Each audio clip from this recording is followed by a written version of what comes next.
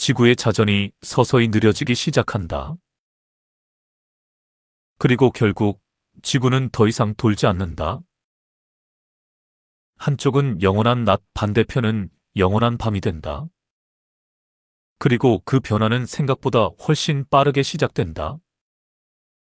가장 먼저 변하는 건 고위도의 눈과 얼음이다. 하얗게 덮여있던 대륙이 서서히 색을 잃기 시작한다. 녹는 속도는 점점 빨라진다. 얼음이 사라진 자리에는 어두운 지표가 드러난다. 고위도 지역도 더 이상 안전하지 않다. 고산지대를 제외하면 얼음은 거의 남지 않는다. 이 모든 변화는 단 일주일 만에 벌어진 일이다. 남아있던 고산지대의 눈도 빠르게 줄어든다. 차가운 지역조차 더 이상 버티지 못한다. 태양빛을 계속 받는 지역에서는 눈과 얼음이 완전히 사라진다. 이제 변화는 식물로 이어진다. 말레이시아, 인도네시아, 지구에서 가장 울창했던 숲이 서서히 무너지기 시작한다. 태양을 정면으로 받던 지역. 이곳의 녹지는 완전히 사라진다. 열은 생각보다 너무 빠르게 퍼진다. 중국 지역까지 녹지가 사라지기 시작한다. 한국 남부와 일본. 기온은 계속 상승하고 식생은 점점 약해진다. 결국 녹지는 완전히 사라진다. 더 이상 회복되지 않는다. 이제 북쪽으로 확산된다. 중국 북부와 일본 북부까지 녹지가 붕괴된다. 러시아 지역까지. 생태계 붕괴가 이어진다. 그리고 대기는 한계에 도달한다. 엄청난 양의 수증기가 쌓이기 시작한다. 캄보디아 지역. 극단적인 폭우가 시작된다. 쏟아지는 물이 지표를 잠식하기 시작한다. 하지만 이 비는 지속되지 않는다.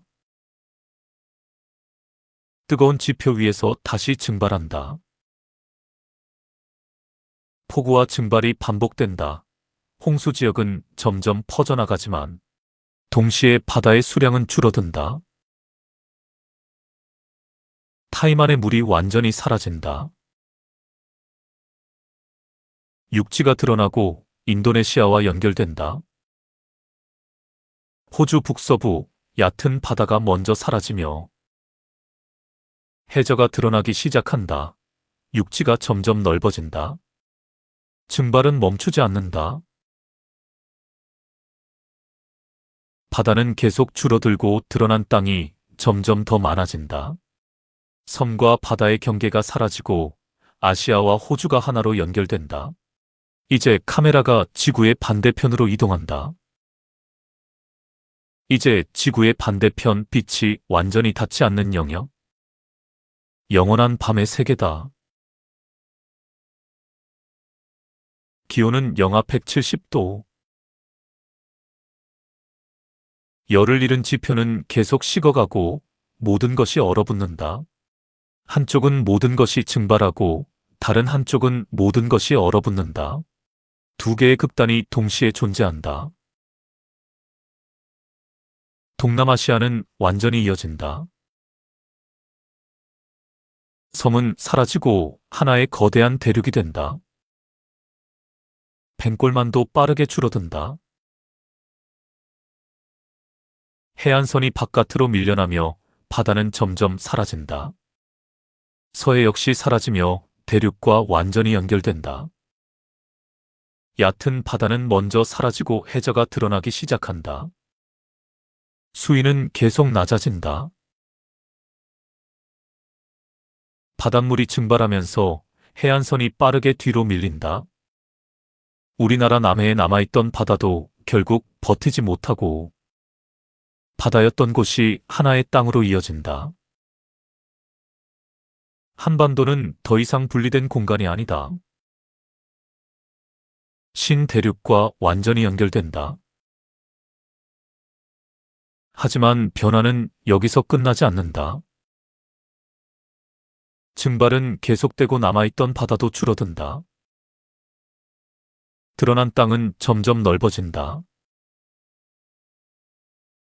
이제 지구 표면은 눈에 띄게 달라졌다. 한때 바다였던 영역이 거대한 육지로 바뀐다. 지구는 더 이상 푸른 행성이 아니다. 하지만 단 하나의 예외의 낮과 밤의 경계.